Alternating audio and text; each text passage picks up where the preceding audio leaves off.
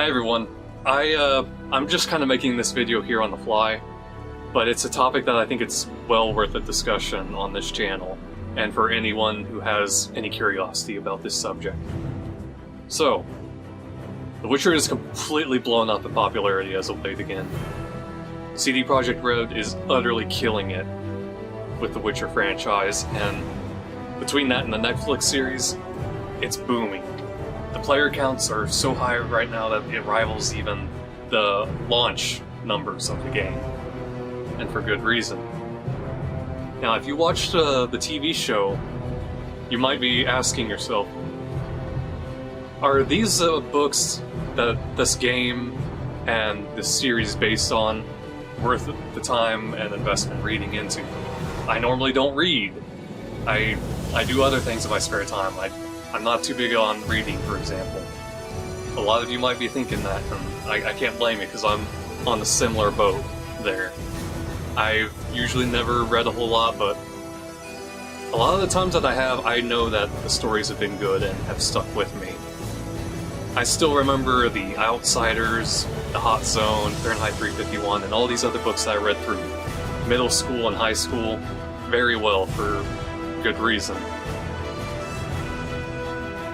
And now, if anyone has curiosity about these, are you thinking about getting into them? Do you think that you don't have the time?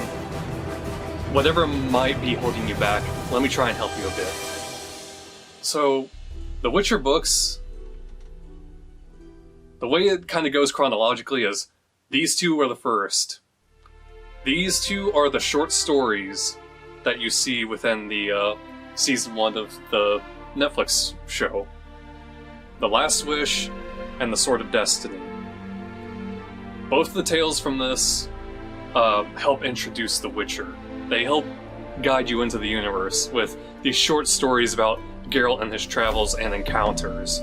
And they set up the rest of the story for that you'd come to know through the games, basically, and what's going to be coming in the TV show. I'm almost certain of it. And if you're saying, well, I've already watched the TV show, is there anything new to these books? Yes, there's a lot of short stories I didn't cover on the series from these books. I think there's about 6 or 7 additional stories that I think are awesome. I don't think that a single story from here is worth just passing on. All of them are amazing about how, for example, in the TV show we saw Geralt take on the Striga in the castle, the poor princess who got turned into one after she died shortly after birth, and the tale of the Golden Dragon, for example. That's another one. But you're also missing, for example, the story of the doppelganger stealing a gnome's identity, and Geralt and Dandelion are trying to figure out what's going on here. A story about an underwater city and civilization attacking a coastal town. Just all these additional tales that are fascinating to read. And you only got a snippet of it from the TV show, and I think they did a great job of adapting it, but there's so much more detail, so much more character that goes into it here. And something else that you would help probably convince you is early on, these short stories really focus on Geralt a lot, and they give you a lot more insight into who he is, and what drives him, what makes him who he is. And even though he claims to always be this emotionless mutant, this freak, basically, he's not. You get to see what kind of a heart and actual kind of person he is.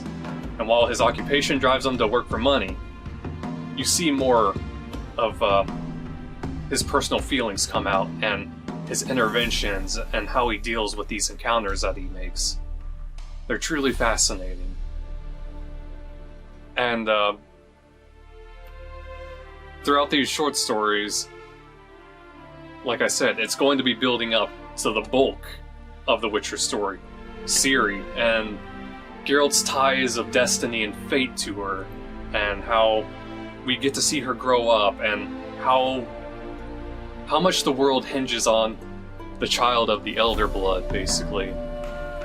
Ciri's growth from escaping the falling of her home of Sintra to transitioning to learning to become a witcher, to learning to become a sorceress, and then unlocking the potential within her and her power, and so much more. And even Yennefer's role, especially later on as the story progresses, is big. And it's so... you feel so compelled to continue reading on and wanting to know more about what's going on between Geralt and Yennefer and how their destinies are intertwined. But also, it's almost like they were never meant to be. It really does tug at the heartstrings as you progress on through. Now, if you're kind of paused for a moment and wondering, man, I just don't know. I don't know if I have the time to go through this.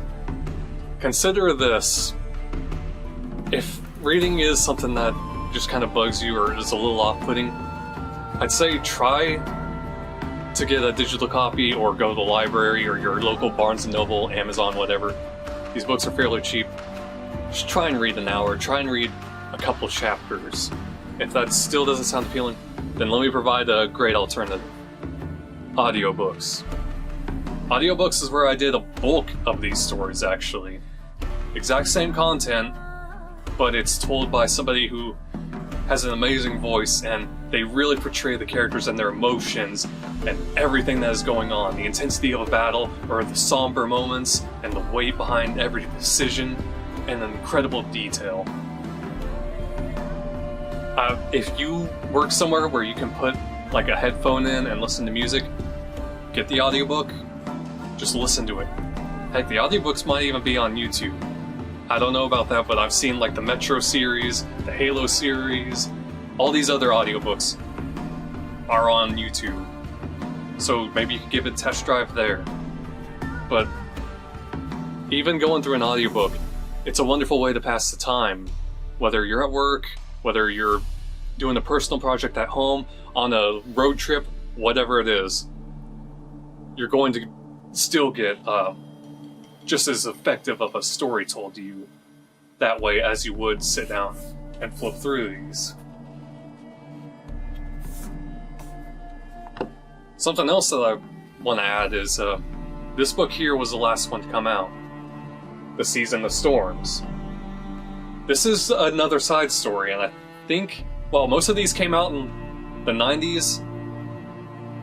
Around 1993 is when these at least started. I think this one came out in mid-2010 or mid-2000s. And what the Seasons of Storms is set between these books here. And it's a short story about basically how Geralt loses his swords and is trapped in a city, and it's almost like a mystery of trying to figure out what's going on. And while it is something that you can kind of gloss over, I still would recommend the story to it. Because it's more amazing Witcher content, and it does fill in some gaps and some questions. Even if you read it after you went through all of these, it would still offer something worthwhile to you, especially by the end. I won't spoil anything, just the end does offer some extra clarity that you might be needing. So just bear that in mind. And funny enough, this is I don't know if this is a spoiler, but this is the only one where you really get to see a werewolf interact with Geralt, and in an unexpected way, too. These books are all filled with monsters, fights with manticores, striggers, all sorts of monsters, ghouls, and so on and so forth. And of course, it covers the topics of, are we the monsters, or who really is the monster here, and true evil in the world, and so on and so forth. It's an excellent way to kind of explore your imagination through these books. So if you've got any doubts, any questions, I think you should go through it. These are a wonderful intro, and these are the bulk of the story, where we're about to see probably Season 2 go, Season 3, Season 4, because it sounds like the series is going to go on for a while, of Geralt's training with Ciri, Yennefer's training with Ciri, and how a plot of basically how people are setting their eyes on Ciri. So many people have different ambitions and want her for what's in her blood, and finding the true importance of her place in the world and history, how she alone can alter so much. So she's got a target on her back, and everyone's just trying to train her the best they can and help her become a better person. And it's a fascinating growth. It's you grow attached to her, and you want to see her get better. You want to see her grow stronger and have this confidence come out. And it's emotional getting to see just how much Geralt and Yennefer begin to care for her. How they think of her as her daughter. Essentially, she is, given the child of destiny. And considering that, it does delve into an amazing tale of Geralt going down to track her down and find her after she gets completely cut off and separated from everyone. And you see the drive, you see the passion, you see the burning emotion in Geralt, as nothing is going to stop him from this quest. And how Dandelion comes in, funnier than ever, more entertaining than ever, and he poses questions that kind of make you stop and think. He's kind of like... Whereas in the TV series, it seems like Dandelion kind of gets in the way and causes trouble. And while he still does that to Geralt sometimes, he also kind of keeps Geralt in check. He poses the thoughts and questions for him to really ponder and grow as a person. It's really cool getting to see the bonds that these people share, and just how sometimes it seems like Geralt is more human than anyone else, as much as he denies it. As he's surrounded by so many corrupt people, so many people misjudging him and glaring him down, so many people considering him a monster, when in reality he's one of humanity's last hopes. And that's what it truly feels like. Other cool things that you get to see covered in these books is, I think it's only one of them, you do get to see like Vesemir and some of the other Witchers and the bulk of the story here, and hear some of Geralt's tales growing up. But you do get to encounter another Witcher here in this book. So that might be something that really intrigues you and fascinates you. What other topics could I cover that might be appealing to know about?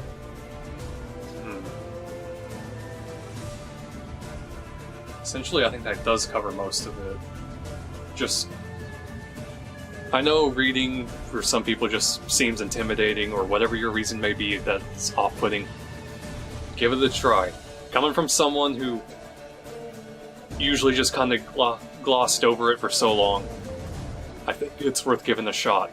If you're a fan of Lord of the Rings or all these other fantasy novels, fantasy worlds, whether it's the Elder Scrolls or whatever it may be, there's something here to really grab at your attention and draw you in. And while we do get to see a world that's evolving in a way that nobody's really used to, Geralt understands that something is coming to an end, but something is also beginning. But yes, for the most part, that does about cover everything. If you've had any questions or curiosities about the lands of this universe, the kingdoms, the people, the encounters with all sorts of various creatures, these books will sate a lot of that curiosity. And as far as my knowledge goes, there's even comic books that are apparently really good and well received.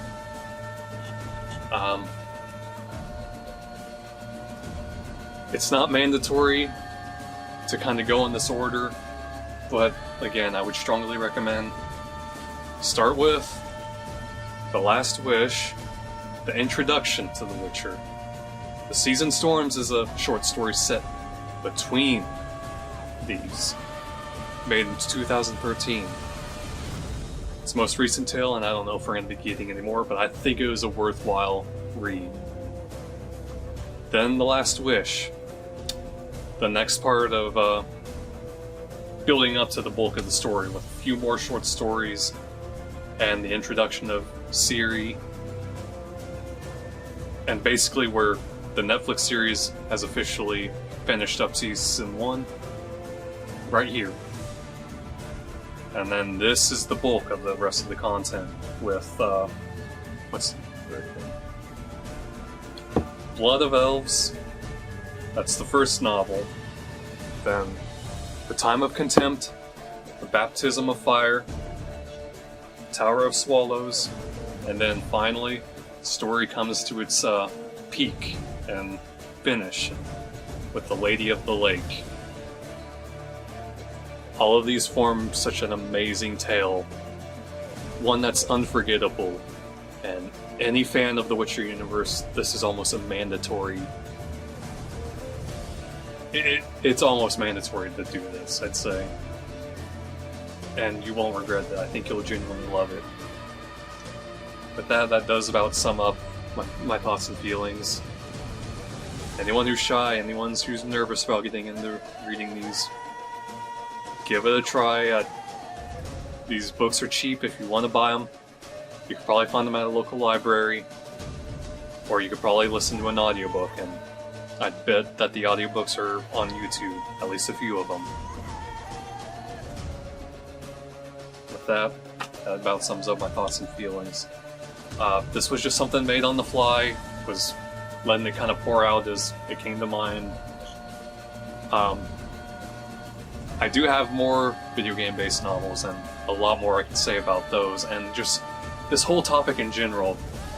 Game novels, tie-ins.